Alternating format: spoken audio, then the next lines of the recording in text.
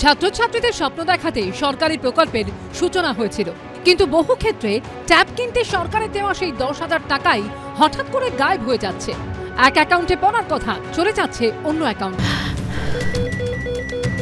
ক্যান্সারে নেই আর ভয়, NCRI হবে এর জয়। আপনাদের ভরসা নেতাজি সুভাষচন্দ্র বোস ক্যান্সার হসপিটাল। ক্রমেই লম্বা হচ্ছে অভিযোগের তালিকা।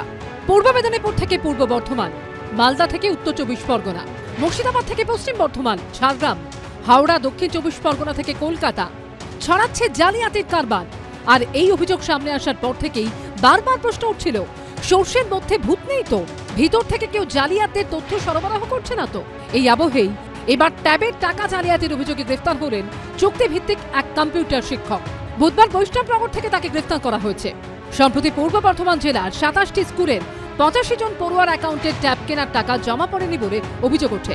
সেই ঘটনায় বুধবার মালদার বৈষ্ণবনগর থেকে 5 জনকে গ্রেফতার করা হয়। এরা প্রত্যেকেই সাইবার ক্যাফের মালিক। এদের মধ্যে ধৃত রকি শেখ ভগবানপুর KBS হাই স্কুলের চুক্তিভিত্তিক কম্পিউটার শিক্ষক। বিদ্যালয়ের ভেতরে বসেই কি প্রতারণার ফাঁদ পাতা হয়েছিল? রকি শেখ গ্রেপ্তার, অন্তত সেই ইঙ্গিতই করছে।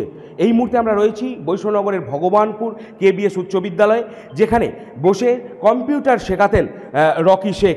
এই সেই ল্যাপটপ, যে ল্যাপটপের মাধ্যমে তিনি তার কাজকর্ম করতেন। এই যে শিক্ষক, তার বিরুদ্ধে মূলত যে অভিযোগ সেটা হচ্ছে বিভিন্ন স্কুলের আইডি এবং পাসওয়ার্ড হ্যাক করে সেটা পাচার করে দেওয়ার অভিযোগ। পূর্ব বর্ধমান জেলা পুলিশের দাবি, কম্পিউটার শিক্ষক হয় বিভিন্ন স্কুলের ইউজার আইডি ও পাসওয়ার্ড হ্যাক করেছিলেন রকি শেখ। 2021 সালে এই বিদ্যালয়ে কন্টেক্সচুয়াল কম্পিউটার এডুকেটর বা কম্পিউটার শিক্ষক হিসেবে জয়েন করেন। তিনি এই স্কুলে পঞ্চম হইতে 10ম শ্রেণী পর্যন্ত ছেলে মেয়েদের ক্লাস নিতেন, পড়াতেন। আপনার স্কুলে তো কম্পিউটার রয়েছে, সেই কম্পিউটারও ব্যবহারও করতো? হ্যাঁ, করতো। ওখানে আমার স্টাফ কম ওখানে আছে, এখানেও আছে। আমি এখানে ডাকতাম মাঝে মধ্যে, কোনো কাজ হলে পারে, হয়তো কিছু একটা মেল পাঠাবো ইত্যাদি রাখতাম, আর বাকি ওখানেই কাজ করতে। বাংলার ট্যাব কেলেঙ্কারিতে ইতিমধ্যেই ভিন রাজ্যের যোগও মিলেছে। এ রাজ্যের পড়ুয়াদের ট্যাব কেনার টাকা জমা পড়েছে বিহারের কিষানগঞ্জে রাষ্ট্রায়ত্ত ব্যাংকের অ্যাকাউন্টে। আবার কখনো পড়ুয়াদের ট্যাবের টাকা চলে গেছে ঝাড়খণ্ডের জামশেদপুরে। মালদার ট্যাব কেলেঙ্কারির তদন্তে নেমে পুলিশ জানিয়েছে, এখানকার পড়ুয়ার টাকা গেছে ঝাড়খণ্ডের জামশেদপুরের একটি ব্যাংকের অ্যাকাউন্টে। এর আগে মুর্শিদাবাদের সালারের একটি স্কুলের পড়ুয়াদের ট্যাব কেনার টাকা বিহারের কিষানগঞ্জে SBI এর অ্যাকাউন্টে জমা পড়েছে বলে পুলিশ সূত্রে খবর মেলে। তবে কি ট্যাব কেলেঙ্কারির নেপথ্যে আন্তঃরাজ্য প্রতারণা চক্র? খতিয়ে দেখতে অতিরিক্ত পুলিশ সুপারের নেতৃত্বে তদন্তকারী দল গঠন করেছে মালদা জেলা পুলিশ। জেলার পাশাপাশি কলকাতাতেও ট্যাব জালিয়াতির অভিযোগ সামনে আসতে শুরু করেছে।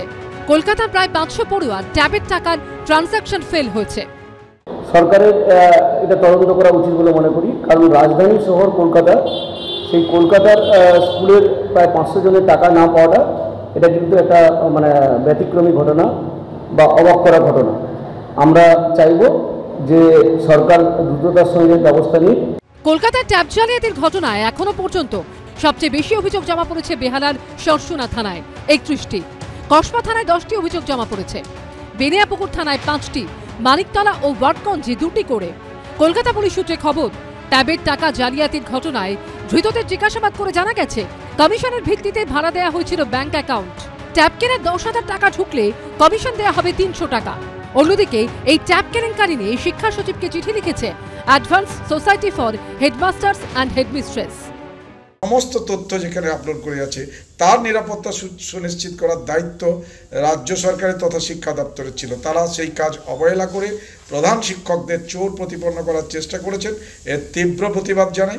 অবিলম্বে সমস্ত যে সকল হ্যাকার এর সঙ্গে যুক্ত সংশ্লিষ্ট সবাইকে তদন্ত করে গ্রেপ্তার করতে হবে এবং শাস্তির ব্যবস্থা করতে হবে। সরসুনা থানার অভিযোগের ভিত্তিতে উত্তর দিনাজপুরের চোপড়া থেকে 2 জনকে গ্রেফতার করেছে পুলিশ। পার্থপ্রতিম ঘোষ, কৃষ্ণেন্দু অধিকারী ও করুণাময় সিংহর রিপোর্ট, ABP আনন্দ।